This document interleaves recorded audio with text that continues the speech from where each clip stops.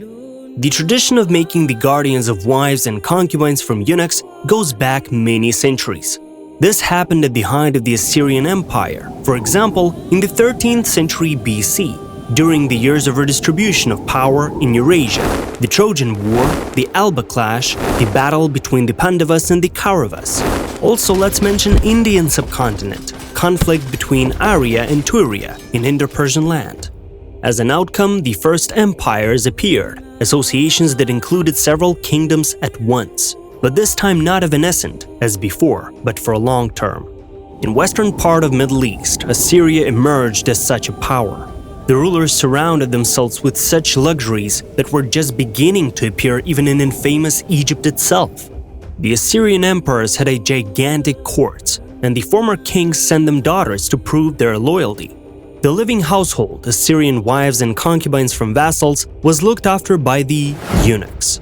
And by the way, this is the topic of this episode, eunuchs and their lives. Welcome to Flip Side of History, the spectacular events, people, and social stratums. You can find many things on various topics throughout the course of history on our channel. So let's continue with the narrative. From what social environment did the eunuchs come into view? From this time, eunuchs later began to appear in all the empires of the Old World, from the Celestial Empire to the Ottoman one. Even some of the nobility during Roman times had eunuchs, who were slaves. But for the perspective, we made an episode where we'll cover the eunuchs of Turkish Ottoman Empire. After all, it was here and precisely from the 16th century that the demand for castrated men became outright disastrous. Here's the intricate moment. People destined for castration, as well as all those they were supposed to guard, came from all over the world and of all nearby and more far ethnic groups. After all, the Ottomans were actively conquering new territories. The Ottoman Porte received some people as gifts from those rulers who wished to secure a partnership with a powerful ally. Let's also note that not only the inhabitants of the Sultan's palace, but also the highest secular and spiritual feudal lords were considered to be high nobility in this very well-respected and feared empire. So it is simply wrong for some people to believe that eunuchs served the same sultan. The institution of sexless ministers is much wider and more numerous than the modest set of male workers of the sultan's harem, and accordingly the status within this kind of service varied. There were white, not skin but rather status, with expanded rights and even the right to have a wife, eunuchs, and black eunuchs with much more limited rights. The different positions in society within the court was due to the different positions of these people even before they were castrated. Let us explain it more in detail. In the category of men under our discussion, there were noble captives or captives of large size. Oftentimes tall ones were taken as eunuchs. Poor parents themselves sometimes brought to the palace of the sultan, aristocrat, or to the mosque their sons, whom they themselves could no longer feed.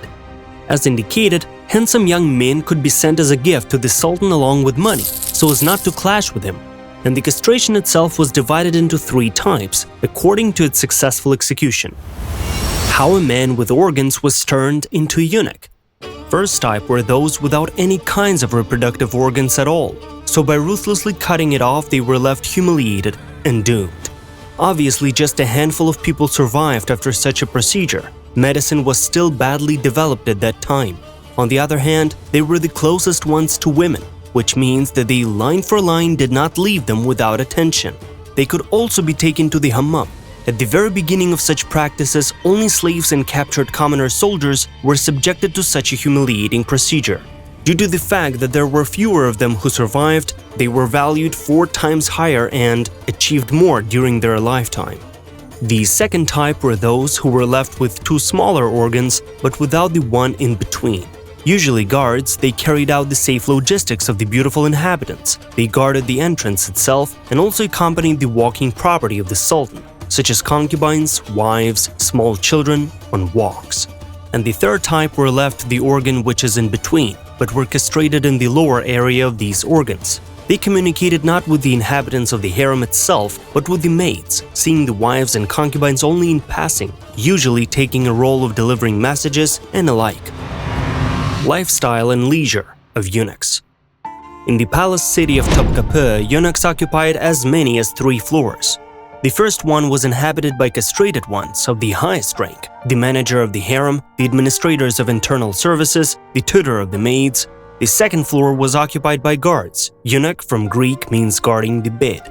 Finally, the third floor was taken by newcomers. While they were being taught everything within the walls of the palace, they were doing the dirtiest work. Most often they were running errands and cleaning the first two categories. However, everyone, with the exception of the manager, used the shared washroom and hammam. Only the boss of the harem had his own bathroom and chambers. Appropriately, the entertainment of these three classes was vastly different from those which we nowadays are used to. People with a complete loss of masculine essence had a hard time tolerating alcohol and could become out of control from a drop of drinking alcohol. Therefore, they did not participate in feasts even based on that reason apart from others, and loved engaging in women-like skincare procedures, gossiping what others think and do, writing love poems, or simple games like cards. At the same moment, they were the most deceitful and vengeful, with extremely loose bodies, and often suffered from migraines.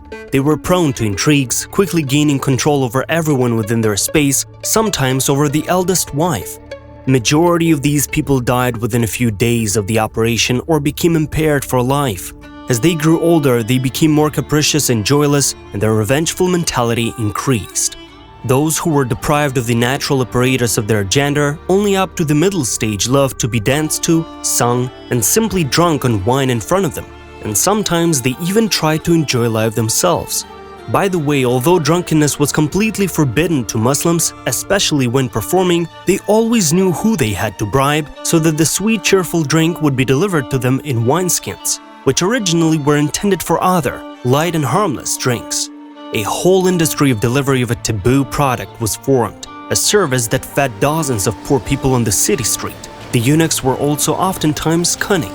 More than that, the nuances of the operation performed led to the fact that every year they became more and more mentally unstable in case if they did survive. And that is why they were, as we have said previously, silent guards at the entrance or escorts.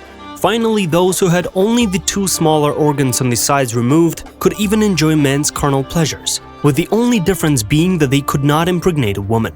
They, without a doubt, took advantage of what was left, often seducing either concubines or even some junior wives. But this was punishable, so most of them were trying to seduce hired maids, waited until the end of their term of service, and then simply took these women as wives after they formed a relationship. Of course, these maids also left the palace. If a person's testicles were removed before puberty and all sanitary and safety measures were followed during the procedure, he was simply a typical man. But there could be no children from him, which means that he could not spoil the blood of his heirs from concubines and wives with his peculiar genetics. That is, he's not dangerous to the most important person, sultan. Sadly, if a person became eunuch after becoming mature and even more so turning 21, even after removing only the two smaller organs, the body naturally began to feel tension. The cessation of certain hormones at the end of the day affects the brain. This man becomes very sensitive and quick to anger, but we are still far from the first two types. There was also exceedingly criminally dangerous leisure time. We will tell you more about it in this chapter. The most arrogant eunuchs, the other two types out of three, simply adored to steal money from the treasury and other property of the harem. Nor could they refrain from embezzlement in a small way from mortmain property, funds for charitable purposes. Many of these individuals paid with their heads in the Ottoman Empire. By the end of the 16th century, white-skinned eunuchs were discouraged from the harem and became servants of the palace. And in this field, high positions began to be obtained. For example, since the 17th century in Ottoman Empire, there was an official ministry which was in charge of bribes. There are many fairy tales among the Turkish people that denounce eunuch officials. And that's exactly when the out-of-the-ordinary amusement appeared.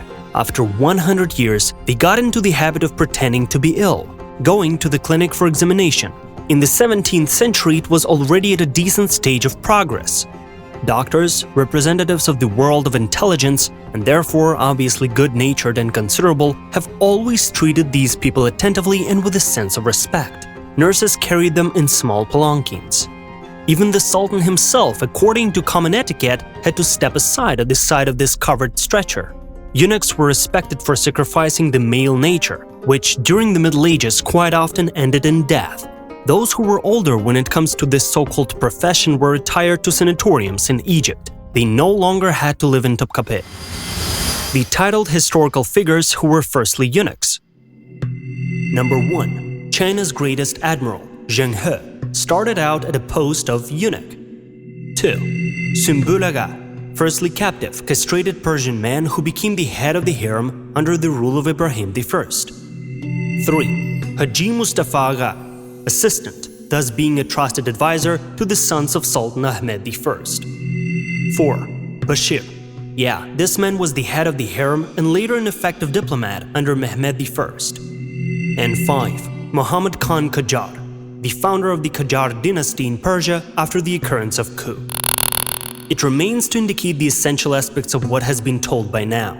Throughout ancient Assyrian, then Persian and later Arab Muslim history, in the farther east it was the history of Celestial Empire, eunuchs over the passing of time unified their stance within society, playing a decently important role. First in guarding and managing the harem, and later in carrying out matters of even national importance, starting with diplomacy and finishing with up to charging the army into battle. But how they were doing it in terms of moral aspect of this question? There were territories where, holding very important positions at court or military posts, they took power from some rulers just in order to redirect it to others. Mostly it was because they combined the feminine and the masculine at the same time. A hard-to-bear combination of different hormones led them to the grave much faster than others. It was a good luck, especially in Persian history, getting straight to the throne of the imperial ruler. That is it for now. Thank you for watching this episode. Subscribe to Flip Side of History and leave a like. And for now, our viewer, we tell you, see you in upcoming episodes.